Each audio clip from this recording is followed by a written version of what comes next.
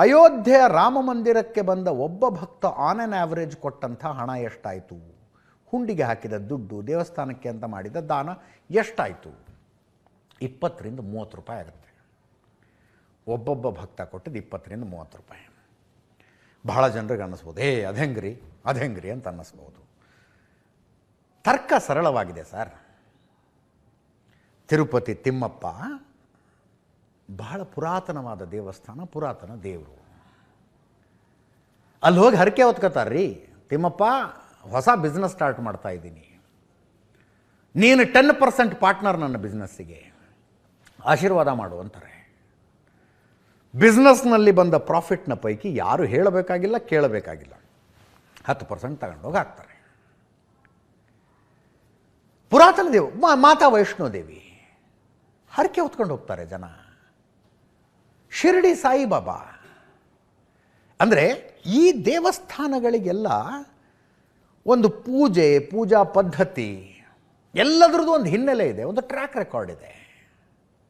ಈ ಕರ್ನಾಟಕದಲ್ಲಿ ಕೊಲ್ಲೂರು ಮೂಕಾಂಬಿಕೆ, ಧರ್ಮಸ್ಥಳದ ಮಂಜುನಾಥ, ಕುಕ್ಕೆ ಸುಬ್ರಹ್ಮಣ್ಯ, ಈ ದೇವಸ್ಥಾನಗಳು, ದೇವಸ್ಥಾನದಲ್ಲಿನ ನಿರ್ದಿಷ್ಟ ಪೂಜೆಗಳು, ಹರಕೆಗಳು ಎಲ್ಲವೂ ಶತಶತಮಾನಗಳಿಂದ ನಡ್ಕೊಂಡು ಬಂದಿದೆ. ಅಂಥದ್ದು ಯಾವುದೂ ಅಯೋಧ್ಯೆಯ ರಾಮ ಮಂದಿರಕ್ಕಿಲ್ಲ. ಈಗ ನೀವು ಎಲ್ಲೋ ಹೋಗಿ ಏನೋ ಒಂದು ಯಾರೋ ಪುರೋಹಿತರ ಹತ್ರ, ಇದು ಜ್ಯೋತಿಷ್ಯ ಹತ್ರ ಏನೋ ಕೇಳಿದ್ರೆ, ಯಾಕೋ ಹಿಂಗೆ ತುಂಬ ಕಷ್ಟ ಆಗ್ತಿದೆ, ಮೇಲಿನ ಮೇಲೆ ಕಷ್ಟಗಳು ಬರ್ತಾ ಇದ್ದಾವೆ ಅಂತಂದರೆ, ಒಂದು ಸರ್ಪದೋಷ ಆದಂಗಿದೆ, ಕುಕ್ಕೆ ಸುಬ್ರಹ್ಮಣ್ಯಕ್ಕೆ ಹೋಗಿ ಒಂದು ಆಶ್ಲೇಷ ಬಲಿ ಮಾಡಿಸ್ರಿ ಅಂತ ಹೇಳೋದಿಲ್ವಾ? ಅದಕ್ಕೊಂದು ಎಷ್ಟೋ ಒಂದು ಫೀಸ್ ಇರುತ್ತೆ, ಅಷ್ಟು ಕೊಟ್ಟು ಅವ್ರು ಹೇಳಿದ ಡೇಟಿಗೆ ಹೋಗಿ ಆಶ್ಲೇಷ ಬಲಿ ಮಾಡಿಸ್ಕೊಂಡು ಬರ್ತಾರಪ್ಪ. ಅಂಥ ಯಾವ ಆಚರಣೆನೂ ಅಯೋಧ್ಯೆಯ ರಾಮ ಮಂದಿರದಲ್ಲಿ ಇಲ್ಲ. ಈಗ ಧರ್ಮಸ್ಥಳಕ್ಕೆ ಇಂಥದ್ದೇನೋ ಆದರೆ ತುಲಾಭಾರ ಕೊಡ್ತೀನಿ ಅಂತನೋ ಇನ್ನೇನೋ ಒಂದು ಹರಕೆ ಹೊತ್ಕೊಂಡಿರ್ತಾರೆ. ಅದಾಯಿತು, ಹೋಗನ್ ತುಲಾಭಾರ ಕೊಟ್ಟರು.